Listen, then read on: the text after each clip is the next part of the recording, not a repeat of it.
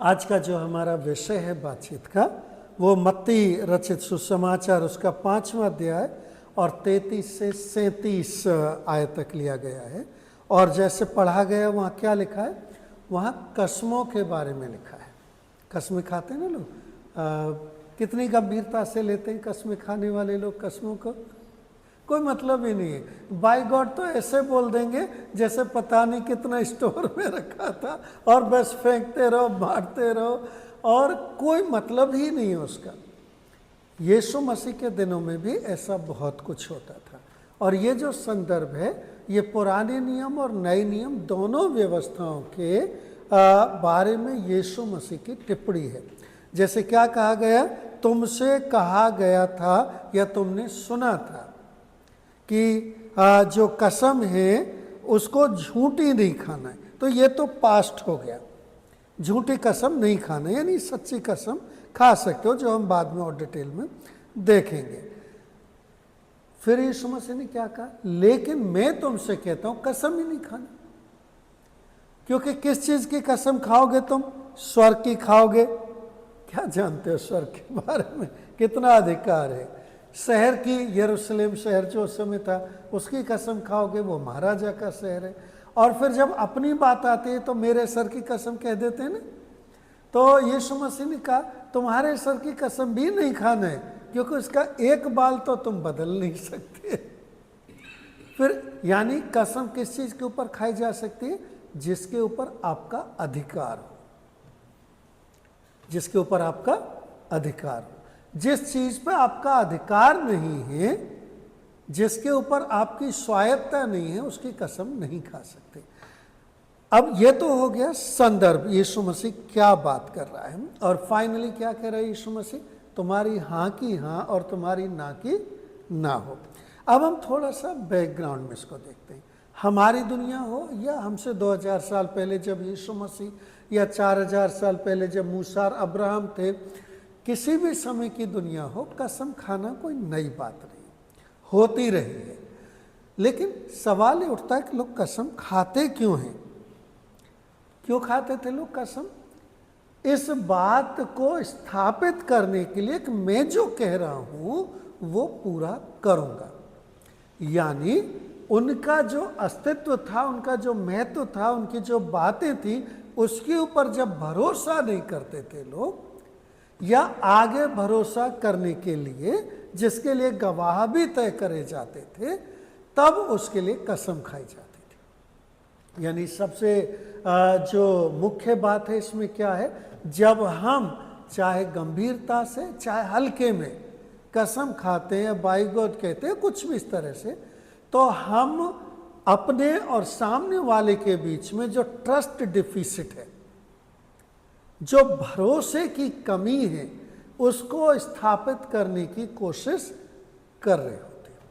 अब भरोसे की कमी क्यों है, क्योंकि हमने जो पहले कहा है वो पूरा नहीं करा है। हमारा जो इतिहास है, हमारी जो पुरानी गवाही है वो उचित नहीं है। और क्योंकि पुरानी गवाही उचित नहीं है, एक कारण ये हो सकता है कि हम कसम खा के सिद्ध करना चाहते हैं कि पहले जो भी कुछ हो गया वो हो गया, अभी मैं इस बात को पूरा करूंगा। एक चीज। दूसरी चीज ये हो सकती है कि जो हम कह रहे हैं उसकी कैपेसिटी हमें नहीं है। अगर सामने वाला ये समझ रहा है, मान लो मैं किसी कह रहा हूं मैं तुम्हें 10,000 रुपये एक हफ्ते बाद दे दूंगा, और अगर सामने वाले को मेरी जो वैल्यू है वो ऐसी दिखती है कि मैं 10,000 रुपये अगले हफ्ते तक नहीं दे पाऊंगा, तो वो उम्मीद करेगा कि कुछ ना कुछ मैं सिद्ध कर दूं।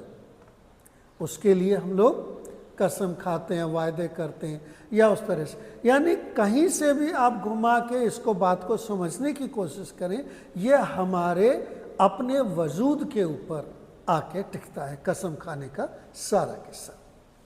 अब जब हम परमेश्वर के वचन में देखते हैं तो कसम तो परमेश्वर भी खाता है। ऐसा नहीं है कि यीशु मसीह ने कह दिया कसम नहीं खाना तो कसम खाना कोई पाप है, नहीं। यीशु मसीह ने ऐसा कभी नहीं कहा कि कसम खाना पाप है। यीशु मसीह ने जो उदाहरण दिए हैं उसके अनुसार ये कहा है तुम्हारे अधिकार के अंदर क्या आता है। परमेश्वर कसम खा सकता है क्योंकि परमेश्वर उसको अधिकार रखता है उसके ऊपर। अगर तुम किसी चीज के ऊपर अधिकार रखते हो तो उसकी कसम खा सकते हो। हालांकि वह कहा नहीं गया ऐसा, लेकिन उसका जो मूल है वो ये है। और अगर तुम किसी चीज के ऊपर अधिकार ही नहीं रखते हो और उसकी कसम खाते हो, तो तुम कसम मान लो तोड़ भी दिए तो कर क्या लोगे? मान लो कसम खाई कि जी ₹1,00,000 दे दूंगा, और ₹1,00,000 मेरे पास है नहीं, मेरी वैल्यू नहीं है। अब कसम टूट गई तो क्या होगा? और देखिए, ये सिस्टम कोई ऐसा नहीं है कि जी सिर्फ कहने में ही आता है। जब किसी कोर्ट केस में जमानत होती है तो क्या होती है? यही तो होता है, पहले से कुछ नहीं दिया जाता कोर्ट में। कोर्ट में खाली एक कसम खाई जाती है कि अगर इस बंदे ने कुछ गड़बड़ करी तो उसका हर्जाना मैं भरूंगा। होती है कसम ही, जिसे जमानत कहते हैं हम। और उसमें क्या होता है, कोर्ट ये तय करता है कि आपकी उतनी कैपेसिटी है।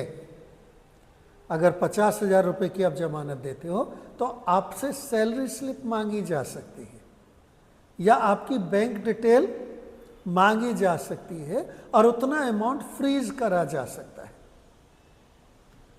ये भरोसा करने के लिए कि हाँ भाई, आपने जो कसम खाई है, आपने जो जमानत दी है। और अगर सेल्फ डिक्लेरेशन होता है तो घर के पेपर वगैरह कुछ ऐसे रखा जाता है, तो कसम उतनी लेवल पे काम करती है जो मेरे और आपके अधिकार में होता है।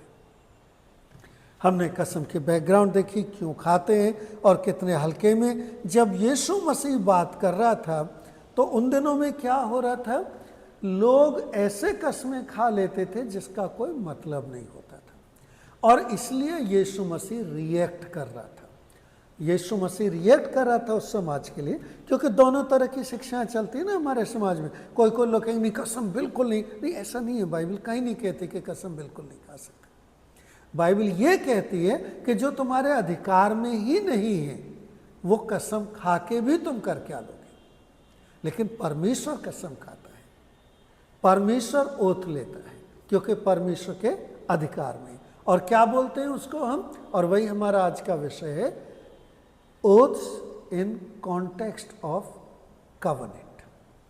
जब परमेश्वर वाचा बांधता है तो वाचा बांधते समय परमेश्वर क्या करता है? कसम ही तो खा रहा है। हम लोग इंद्रधनुष करके एक चीज को कहते हैं। इंद्रधनुष के लिए बाइबल में क्या लिखा है? हालांकि बाइबल में इंद्रधनुष नहीं कहा गया, रेनबो कहा गया, वर्षा का धनुष कहा गया है उसको। लेकिन हमारे यहाँ उसको इंद्रधनुष करके समझा जाता है, क्योंकि वर्षा का देवता कौन है? इंद्र है। तो वर्षा का धनुष मीन्स इंद्र का धनुष करके समझा जाता है।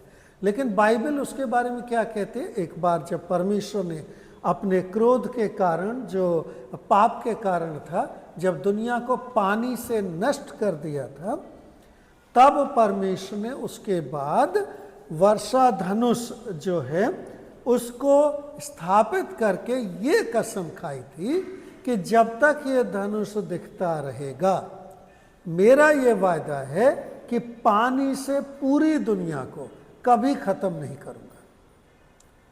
बाढ़ तो आएंगी, पानी आएगा, लेकिन पूरी दुनिया को कभी एक साथ पानी से खत्म नहीं करूंगा।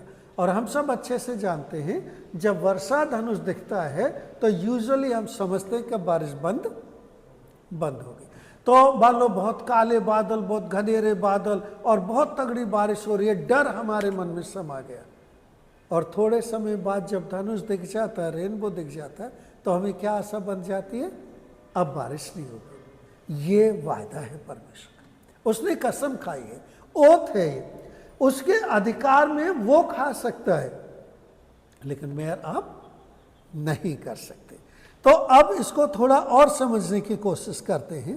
तो ओथ का शुरुआत कहाँ से होता है, इसका उद्देश्य क्या है, और परमेश्वर इसको क्यों स्वीकार कर लेता है, इसका हमारे शब्दों से भी लेना देना जो हम कहते हैं। सबसे पहले ये शुरुआत इसलिए हुई ताकि जो हम बोलते हैं, जो हम वायदा करते हैं, उसको स्थापित कर सके।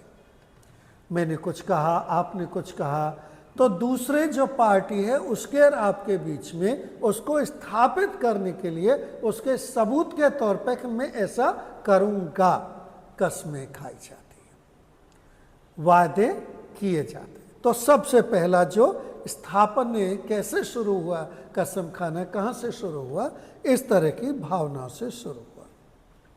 दूसरी बात क्या है, परमेश्वर के भय को दिखाता है, ये परमेश्वर की आज्ञाकारिता को दिखाता है, क्योंकि परमेश्वर की व्यवस्था के अनुसार खासकर इजराइल के राष्ट्र में जब नियम दिया गया तो बहुत सी कस्में खाने के लिए नियम दिए गए थे। क्यों दिए गए थे नियम? इसलिए ताकि जब आप दूसरों के साथ व्यवहार करो तो वो इस बात को समझ लें कि आप परमेश्वर को मानते हो, आप परमेश्वर का भय मानते हो।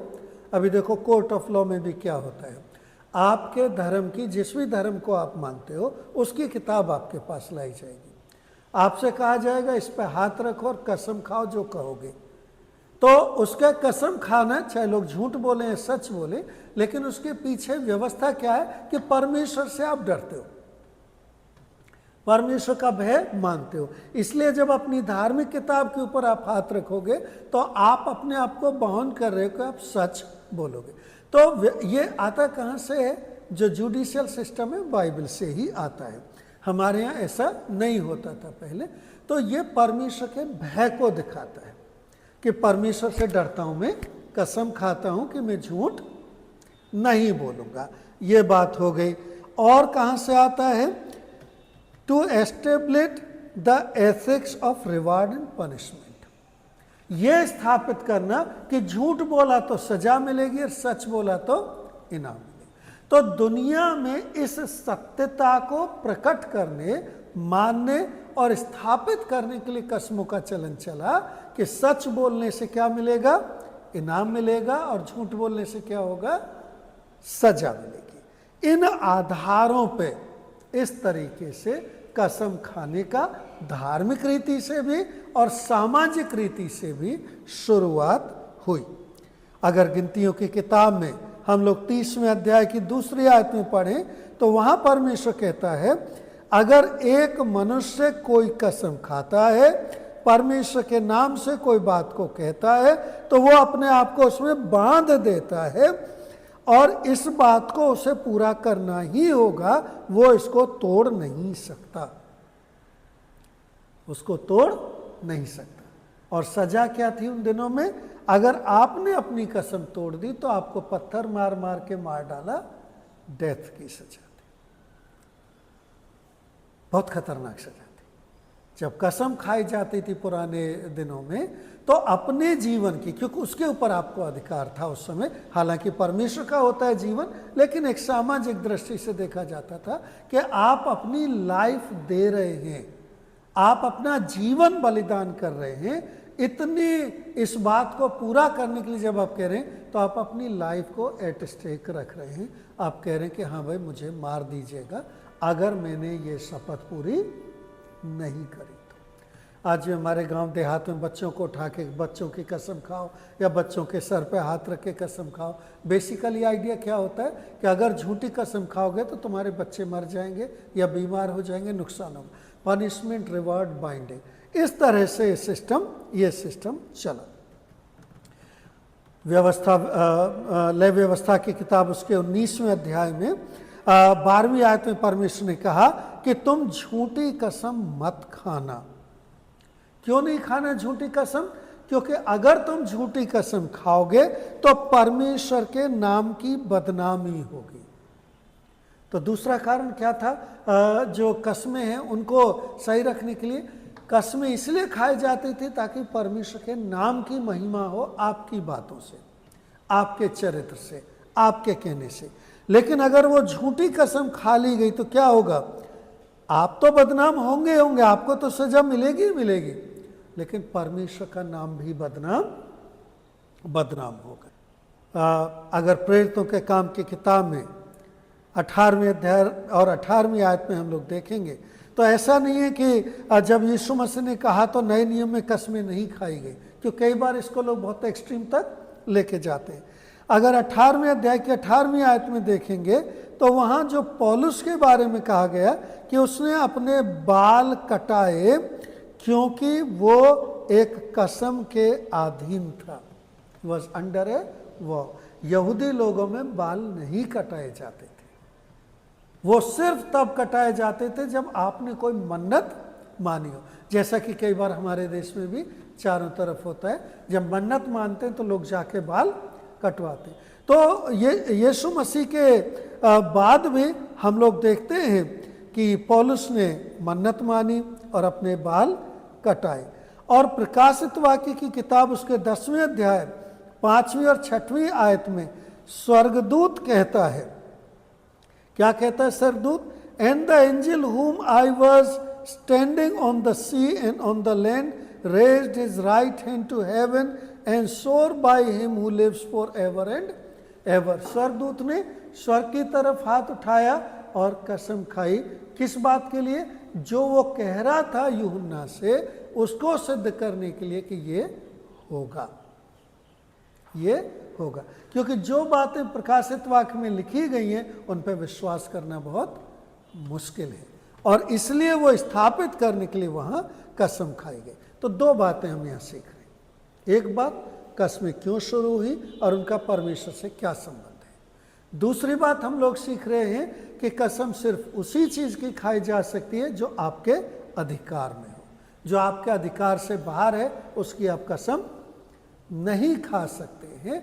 और साथ में हम क्या देख रहे हैं कि यीशु मसीह के कहने के बाद कि तुम किसी की कसम नहीं खाना, क्योंकि बहुत से लोग एक्सट्रीम में इस बात को ले जाते हैं। ऐसा नहीं है कि पूरी तरह मना करा गया, क्योंकि नए नियम में बाद में भी कसमें खाई गई परमेश्वर के लोगों के द्वारा और स्वयं स्वर्गदूत के द्वारा।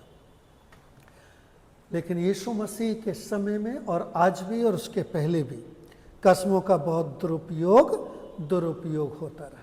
वो दुरुपयोग को थोड़ा सा देखेंगे और देखेंगे कि क्या हम आज वो दुरुपयोग करते हैं। अलग अलग तरीके से कई बार कर जाते हैं और हमें कैसे सावधान रहना है। सबसे पहली बात, प्रभु परमेश्वर के नाम की शपथ लोग परमेश्वर के नियम को ही तोड़ने के लिए करने लगते हैं।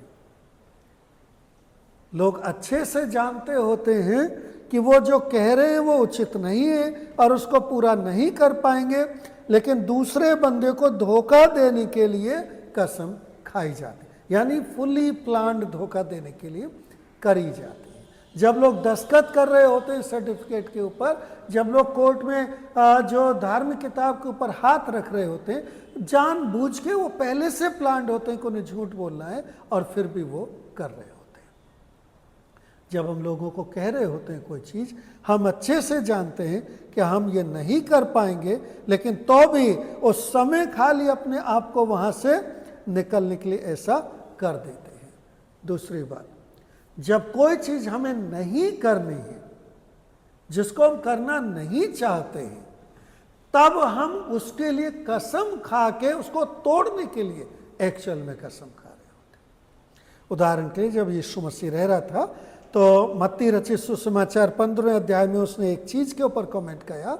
1 से 9 आयत तक वहाँ ऐसा लिखा है कि परमेश्वर की जो 10 आज्ञा उनमें 5वीं आज्ञा क्या है कि तू अपने माँ बाप की क्या करना, सेवा करना। अब इसमें कोई तोड़फोड़ नहीं हो सकती, क्योंकि परमेश्वर के बाद दूसरा स्थान माँ बाप का आता है। परमेश्वर नंबर 1 पे है, दूसरे नंबर पे कौन है? माँ बाप है, क्योंकि माँ बाप के थ्रू ही परमेश्वर आशीष देता है।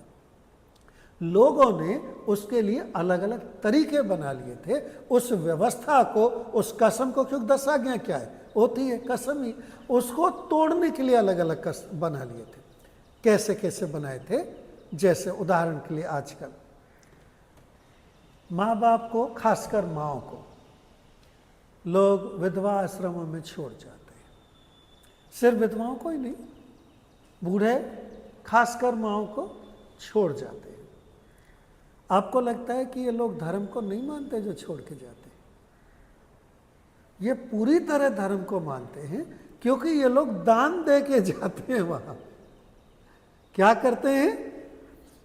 दान देते हैं और छोड़ देते हैं। हमने मेरी जिम्मेदारी आपको सौंप दी, ये दान मैंने जो इस पर खर्चा होना चाहिए था आपको दे दी। ऐसे ही नहीं रख लेता है कोई भी विधवा आश्रमों में या वृद्ध आश्रमों में, वो पहले चेक मांगते हैं। जो बच्चे आते हैं रईस से, गरीब तो नहीं, गरीबों के जो माएँ हैं बाप हैं वो विधवा आश्रमों में नहीं जाते या वृद्ध आश्रमों में नहीं जाते, ज़्यादातर रईसों के जाते हैं। अब ये रईस हैं, सब कुछ है, लेकिन इनको अपनी जिम्मेदारी नहीं निभानी है, लेकिन धार्मिक भी है, इनको धर्म भी मानना है और धर्म के आधार पर भी चलना है। तो नियम क्या है, क्या नियम बनाया गया?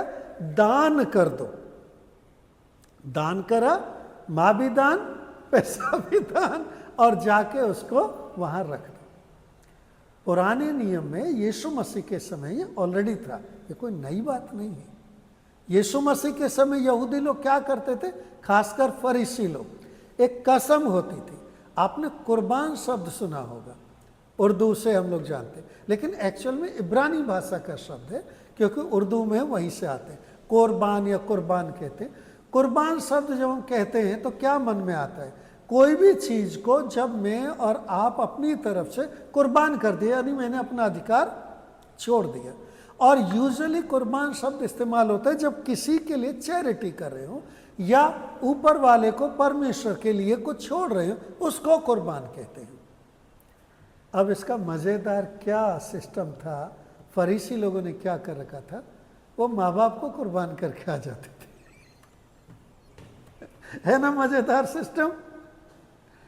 परमेश्वर तेरे हवाले मेरी माँ या मेरा बाप, और साथ में थोड़ा बहुत जो दान जैसे चलता है वो भी उसके साथ। और क्या कसम खाते थे? कसम थी, मैं इसलिए इस कॉन्टेक्स्ट में, मैं कसम खाता हूं कि जो मुझे करना चाहिए था मेरे पेरेंट्स के लिए, वो मैंने यहां परमेश्वर के मंदिर में कर दिया, परमेश्वर को कर दिया। समझ रहे कितना अजीब सिस्टम था? दुनिया आज भी नहीं बदली। कोई भी धर्म हो, किसी भी नाम के धर्म हो, हर जगह वृद्ध आश्रम, ओल्ड एज होम होते हैं। किस लिए होते हैं? फ्री में तो कोई नहीं रखता, वहां पैसा दे देंगे, रख के आ जाएंगे। और इस तरह से गलत इस्तेमाल हो रहा था कसम खाने का। और यीशु मसीह ने कहा, तुमने परमेश्वर की आज्ञा को तोड़ दिया, अपनी व्यवस्था से अपना सिस्टम बना दिया, और उस अपने सिस्टम से, अपने इस झूठे धर्म से इस व्यवस्था को तोड़ दिया। कई बार लोगों ने पुराने नियम में अपनी जिद के लिए, अपनी महिमा के लिए कसमें खाई। जेप्ता की जो कहानी है, जो न्यायों की किताब 11वें अध्याय में है, वो सबसे ज़्यादा आउटस्टैंडिंग इस बारे में, क्योंकि सबसे गलत कसम वहाँ खाई गई। जेप्ता परमेश्वर का ही जन था, उसको परमेश्वर ने चुना, युद्ध लड़ने गया, परमेश्वर ने उसको सफलता दी, सफल हो गया, भरा हुआ नाव घमंड से, पूरा महिमा से, पूरा उसमें मैं जीत के आ रहा हूँ। और क्या बोल दिया जल्दबाजी में? जो भी कोई पहला जन मेरे सामने आएगा उसको परमेश्वर के प्रति बलिदान कर दूंगा। कौन आ गया उसके सामने सबसे पहले? उसकी अपनी इकलौती बेटी। कसम खाई, बलिदान करना था, जिंदगी खत्म, अपनी भी, अपने परिवार की भी। दो बहुत बड़ी गलतियां हैं इस कसम खाने में। सबसे पहली बात, यह कसम वो थी जो परमेश्वर के नजरिए में पाप था। परमेश्वर ने कहा था कि ह्यूमन सैक्रिफाइस नहीं कर सकते, किसी भी मनुष्य का खून नहीं बहा सकते। तो सबसे पहले तो उसका आधार गलत था। मान लो उसकी बेटी नहीं होती, कोई और ही होता, तो भी गलत था। सीरियसनेस इसलिए होगी कि उसकी अपनी इकलौती बेटी आ गई। लेकिन मान लो उसकी अपनी इकलौती बेटी ना होकर कोई गुलाम ही होता, कोई नौकर ही होता, तो भी तो गलत होता, क्योंकि मनुष्य का खून नहीं बहा सकते, मना था। तो उसकी जो कसम है उसका आधार ही गलत था। दूसरी बात क्या है? बहुत जल्दबाजी में बगैर सोचे समझे कसम खाई। तीसरी बात क्या है? अपने उन्माद में कसम खाई, अपने आप को दिखाने के लिए। और इस तरह की कस्में कई बार, हम सब इन बातों को समझते हैं, हम सब अपने जीवन को जानते हैं, हमारे जीवनों में कई बार होता है। जब हम गुस्से में, उन्माद में, या कई बार ऐसी स्थिति में कोई चीज़ को ठान लेते, ठान लेना क्या बेसिकली, कसम खाना ही। मैंने ठान लिया है कि मैं इसको तो बस देख लूँगा, या इस चीज़ को तो कर लूँगा, या ऐसा कर लूँगा, या वैसा कर लूँगा, जो उचित नहीं है। दूसरा एक और कसम जो पुराने नियम में है, और जो जब यीशु मसीह बात कर रहा था तो वो जानता था कि क्या हुआ है, लेकिन वो बदल दी गई थी, वो नहीं रखी गई थी। दाऊद ने बदला लेने के लिए कसम खाई थी।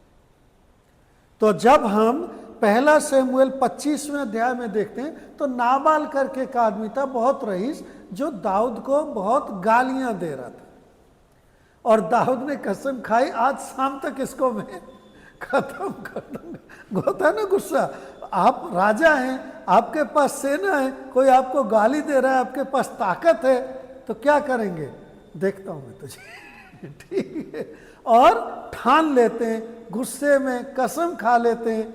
ठीक है, ऐसे अपने लेवल पे कसमें खा लेते हैं। दाऊद के केस में क्या हुआ, जो नाबाल की पत्नी थी वो समझदार थी, और वो तुरंत से रास्ते में आ गई। इसके पहले दाऊद जब जा रहा था नाबाल को मारने के लिए, कसम पूरी करने के लिए, और उसने आके कहा कि आप तो परमेश्वर के जन हो, आपने ऐसी कसम क्यों खाई, वो तो बेवकूफ़ है, उसने आपको गाली दी, आप परमेश्वर के खिलाफ पाप मत करो।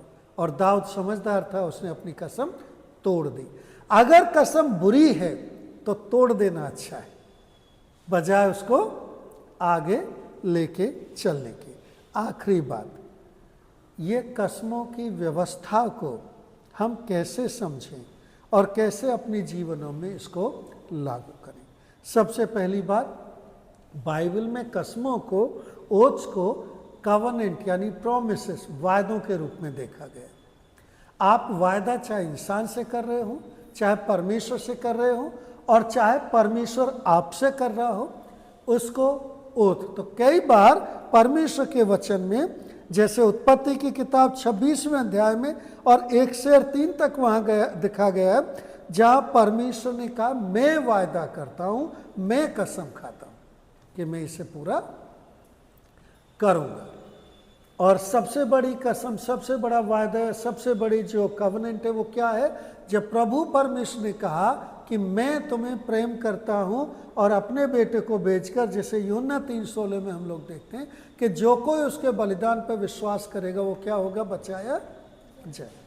और यीशु मसीह ने आके अपना प्राण दिया, क्या पूरा करने के लिए, व्यवस्था को, उस कसम को, उस वायदे को पूरा करने के लिए जो परमेश्वर ने मेरे और आपके साथ बांधी थी, जिस कसम को परमेश्वर ने पिता, पुत्र, पवित्र आत्मा के बीच में निर्धारित करा था कि पिता जो प्रेम करता है उस प्रेम में वो पुत्र को भेजेगा और वो बलिदान होगा, और पवित्र आत्मा उस बलिदान को मुझे और आपको स्थापित करेगी। तो सबसे पहले कैसे देखना चाहिए हमें कसम को, प्रभु परमेश्वर के प्रेम, उसके बलिदान, उसके वायदे और उसके सिस्टम के अनुसार जो यीशु मसीह ने मेरे और आपके लिए पूरा करा। दूसरी बात, यीशु मसीह ने जब ये कहा कि अब तुम्हें कसम खाने की ज़रूरत नहीं है, तो वो ये नहीं कह रहा था कि तुम्हें कसम खाने की ज़रूरत नहीं। क्यों? क्योंकि यीशु मसीह खुद उन सारी कसमों को क्या कर रहा था, पूरा कर। तो यीशु मसीह ने उस व्यवस्था को, उस आयदे को, उस कसम को जो मेरे ऊपर लागू होती थी ऑलरेडी पूरा कर दिया है। इसलिए अब हमें किसी भी तरह की कसम खाने की ज़रूरत नहीं है। और उसको सिद्ध करने के लिए क्या होना चाहिए, तुम्हारी हाँ की हाँ और तुम्हारी ना की ना हो। तो जब लोग मुझे और आपको देखते हैं, जब लोग मेरे और आपके साथ रिश्ता रखते हैं और मेरे और आपकी बातों को सुनते हैं, तो क्या मेरे और आपके शब्द उस व्यवस्था को, परमेश्वर के उस बलिदान को, उस जीवन को लेके चल रहे हैं, जब मैं और आप ये कह सकें जो मैंने कह दिया है। एक बार हो सकता है लोग विश्वास ना करें, दूसरी बार, तीसरी बात वो बगैर कसम खाए मान लेंगे कि हाँ भाई इसने जो कहा ये पूरा करेगा। ना, हम इंसान हैं, हमसे गलती होती है, हम गिर जाते हैं, असफल हो जाते हैं, तो क्या होगा फिर? क्योंकि सारी व्यवस्था, सारी वाचा, सारी कसमें किसमें पूरी होती हैं? प्रभु यीशु से। इसलिए उसका जो अपराध है वो हमारे ऊपर लगाया नहीं जाता है, और प्रभु यीशु मसीह उसको अपने ऊपर ले लेता है। यानी हर एक स्थिति में जब मैं और आप होते हैं तो यीशु मसीह मेरे और आपके साथ खड़े होके कसम खा रहा होता, कह रहा है अगर मेरे बच्चे से कोई गलती होती है और अगर ये पूरी नहीं कर पाता है तो मैं इसके एवज में इसको पूरा करूँगा। मैं यहाँ खड़ा हूँ इसके ऊपर भरोसा करने के लिए, इसके शब्दों को पूरा करने के लिए, और इसलिए मेरे आपके लिए ये कहना हाँ करूँगा या ना नहीं करूँगा और आसान हो जाता, क्योंकि फिर हमारे अंदर से डर निकल जाता है। और अगर फिर भी डर रहता है तो मुझे आपको पवित्र आत्मा के उत्साह की ज़रूरत है, प्रार्थना की ज़रूरत है कि पवित्र आत्मा मेरे और आपके अंदर काम करे, और मेरे और आपके अंदर काम करते हुए मुझे आपको इस सत्य को पूरी तरह जो यीशु मसीह में है मेरे अंदर रखे, क्योंकि अब मैं यीशु मसीह का हूँ। और अगर मैं यीशु मसीह का हूँ तो मेरी हर चीज़ या तो उसके नाम की बदनामी करेगी और या फिर उसके नाम की महिमा करेगी। प्रभु परमेश्वर आपको आशीष